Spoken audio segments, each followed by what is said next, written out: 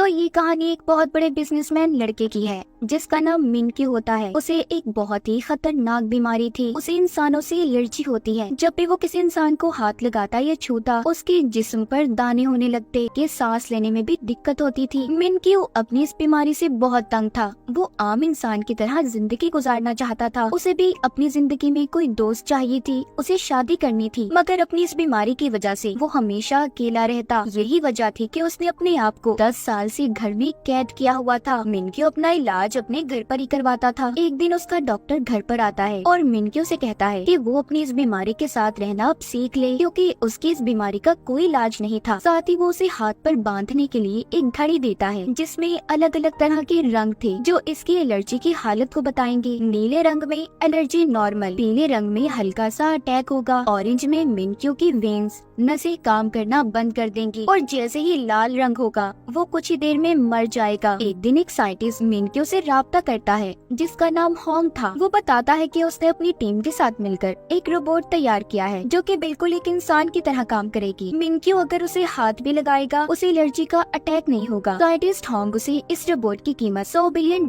बताता है। अब अगले दिन जब मिनक्यू लैब में जाकर उस रोबोट को देखता है जिसे देखकर वो हैरान हो गया था। उस रोबोट को एक बहुत ही खूबसूरत लड़के की शक्ल देकर बनाया गया था। जब मिनक्यू उसे हाथ लगाता है तो उसे कुछ भी नहीं होता। ये देखकर तो वो खुश हो गया था। वो रोबोट इसको अपना नाम AJ3 बताती है। मिनक्यू इसे AJ3 रोबोट को खरीदने के लिए तैयार था और बहुत सारे पैसे इस रोबोट पर लगा देता है। अगले दिन जब साइंटिस्ट इस रोबोट को टेस्ट कर रहे थे तो एक साइंटिस्ट सोडा की बोतल को उछाल देता है जिसमें से एक बूंद इस AJ3 के अंदर गिर जाती है। बहुत बड़ा शॉर्ट सर्किट हो गया था और उस रोबोट का प्रोसेसिंग सिस्टम खराब हो जाता है जिससे वो चला करती थी। ये देखकर सारी टीम बहुत ज्यादा परेशान थी क्योंकि अगले दिन AJ3 को मिनक्यू के पास डिलीवर करना था। ये लोग उससे पैसे भी ले चुके थे। सारी टीम सोचती है कि इस रोबोट को तो ठीक करने में बहुत वक्त लगेगा, इस तरह इनकी मिनक्यू से डील भी कैंसिल हो जाएगी। इसलिए होंग को यहाँ पर एक आइडिया आता है। इसने AJ3 को अपनी एक बहुत ही पुरानी दोस्त जिसका नाम जिया होता है उसकी शक्ल देकर बनाया था, तो इसीलिए अभी उससे मिलने जाता है और सारी बात बताता है। इसका प्लान दरअसल मिनक्यू के पास जिया यानी कि असल इंसान को रोबोट बनाकर भेजने का था। पहले तो सारी बातें सुनकर जिया मना कर देती है, लेकिन जब होंग उसे पैसों की लालच देता है क्योंकि जिया बहुत गरीब थी तो इसीलिए वो इस बात को मान गई थी। साइंटिस्ट की टीम जिया को अपने लैब में ले जाकर रोबोट AJ की सारी बातें सिखाती है कि वो काम कैसे करती है, उठती कैसे है, पानी कैसे देती है, सब कुछ। फिर उसे उसी रोबोट की तरह सेम कपड़े पहनाए जाते हैं, बालों में विग और आंखों में लेंस लगाए जाते हैं जो कि एक कैमरे की तरह